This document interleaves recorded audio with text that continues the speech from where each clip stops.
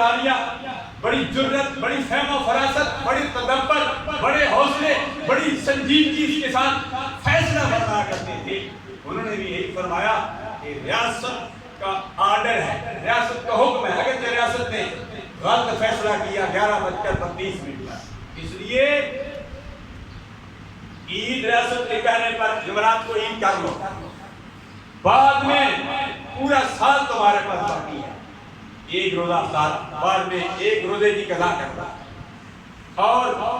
ایک دن جو اعتکاف بیٹھے ہیں، حاجی عبدالسلام صاحب بھی بیٹھے، ہمارے معتکفین، ہمارے نماز جمعہ کے نمازی ہیں، یہ بھی اس مرتبہ اعتکاف بیٹھے ہیں الحمدللہ، ایک دن بعد میں اعتکاف کی قضا کر لیں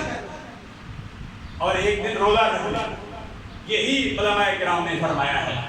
ریاست سے ٹکرانا نہیں چاہیے، ریاست کا جو حکم ہے اس پر عمل کرنا چاہیے، آگے گناہگار ہوں گی، ریاست ہوگی، جو رائے دلال کی بیٹی نے جو فیصلہ کیا وہ ہوگا۔ ابھی سائنس اور مذہبی اعتبار سے، اسلامی اعتبار سے بھی، اور فواد چودھری صاحب جو بڑے، جب مفتی غریب الرحمان سے جو ہر وقت علماء کے پیچھے لگے رہتے تھے، انہوں نے بھی کہا تھا کہ چاند 13 گھنٹے اور 42 منٹ کا ہے، اور پوری دنیا میں 13 گھنٹے 42 منٹ کا چاند نظر نہیں آتا، اس لیے جمعہ کو عید ہوگی، انہوں نے بھی کہا تھا۔ اور سائنسی اعتبار سے بھی 20 گھنٹوں کے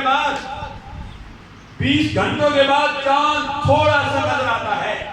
ابھی بھی ہماری قوم تذبذب کا شکار ہے کہ اب جب چاند جمعرات کے دن نظر آیا تو ہم کہنے لگی کہ یہ چاند تو